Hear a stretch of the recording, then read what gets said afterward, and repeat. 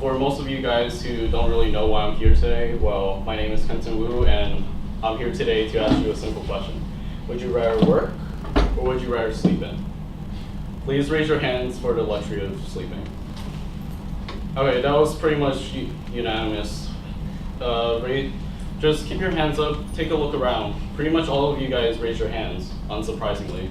And I don't blame you guys, I would too.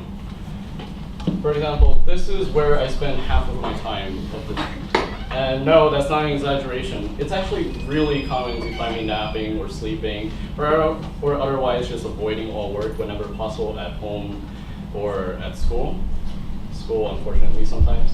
So, short story short, sleeping is one of life's greatest joys for me. And I know what you're thinking. That's about the most cliche thing you can ever say.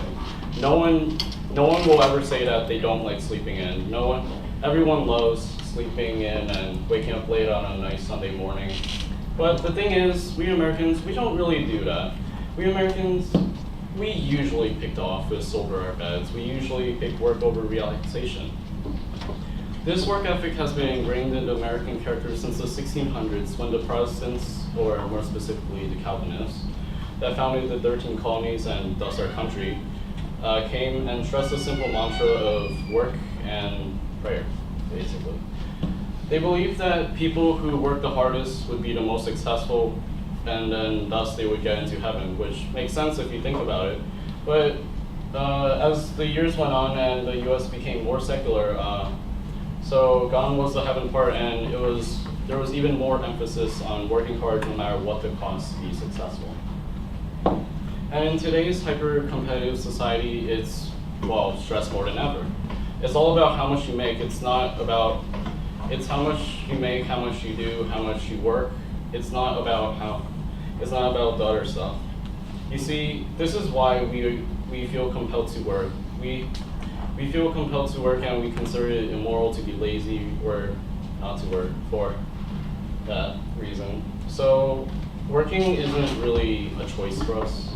It's actually, society wills us to work nonstop, and this is precisely the problem. We need to defy the social norm. We need to be lazy, I suppose, for lack of a better word. Understandably, Americans need to work, but because they feel that they need to work, they're overworking themselves, and this has led to an epidemic of workaholism across the United States, as you can see from this map here. So our beloved workaholics, let's take a look at them. According to the Stanford School of Medicine, one in 31 Americans, or roughly 10 million Americans every year, work over 60 hours a week. And Americans from 1970 to 2006 increased their work year by an average of about 200 hours. This is a substantial amount. And in more recent years, America's vacation usage has been declining. For example, in 2014, 34% of all Americans didn't take a vacation day, and 30% of the few that did said that they couldn't relax because they were busy, worrying about not working, ironically enough. So this just goes to show that we're really slaves to our work, despite all the obvious negative health effects. For example, let's take a look at the key characteristic of workaholism: long working hours, obviously. So it shouldn't come as a surprise that workaholics suffer from higher rates of severe fatigue and substance abuse, such as a lot of late nights at the bar and a lot of coffee in the morning. So this leads to increased levels of stress, anxiety, depression, and illness. Illness especially decreases worker productivity, which obviously is not very beneficial or wanted. Sick workers cost American businesses billions of dollars every year, actually upwards of $200 billion. And to top that off, workaholism raises stress levels and increases suicide rates. For example, let's take a look at Wall Street workers. They're known for having tremendously large workloads, and thus they report feeling stressed much more frequently than non-financial office workers, and they have suicide rates 1.5 times the national average, which, as you can guess, is really not healthy for you. So clearly, overworking is not the best option. So what is? is relaxing more. But the thing is, when I say this to people, the first thing they say is that they don't have enough time to waste. But that's precisely the problem.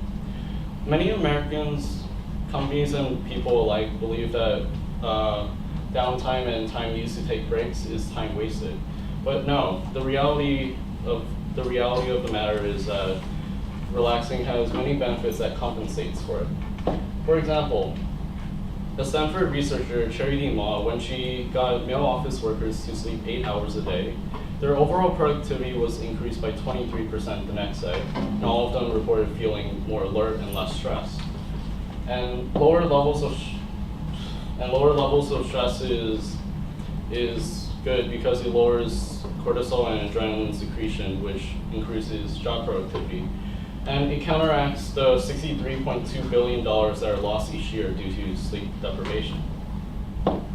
Also, to counteract the sleep deprivation part, we should take our power naps. So yes, you can take a break from work and take your naps.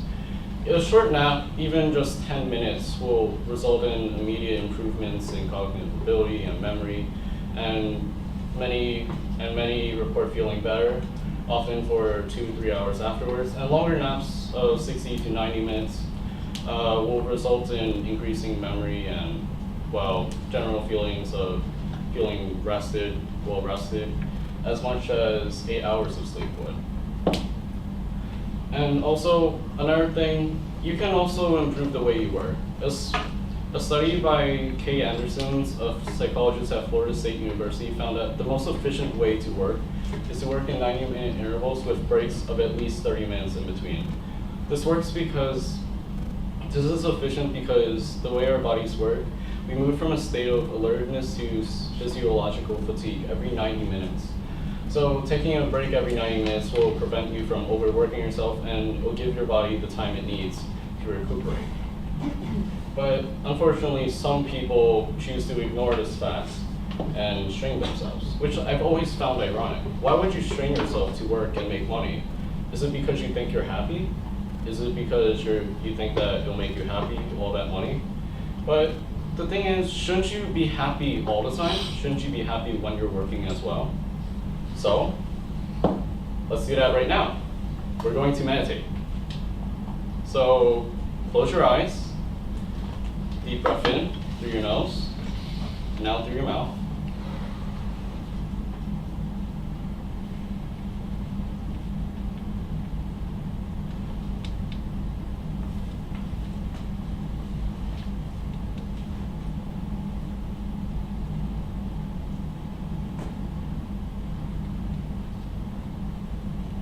That felt awfully long, didn't it? But congratulations, you all just took the first step towards becoming happier. Don't you feel great? A recent Johns Hopkins study found that daily meditation, just like what we did right now, stimulates the release of antidepressant-like chemicals in the brain, which will ultimately make you feel happier. And another study found that regular meditation and daily meditation over at least a week will reduce the size of the amygdala in the brain, which is a region of the brain that's responsible for producing fear, anxiety, and stress.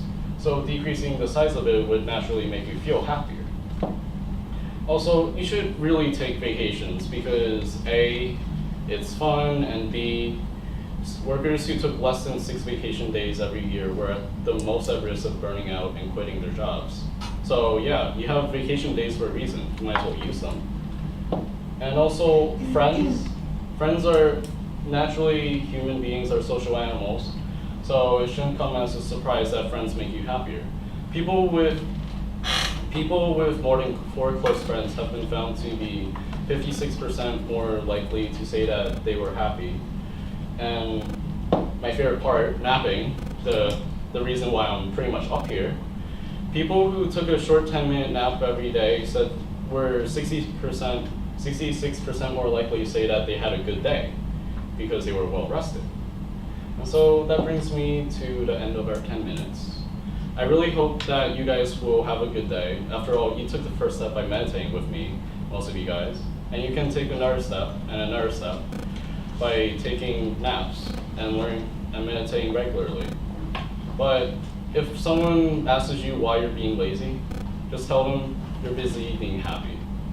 Thank you.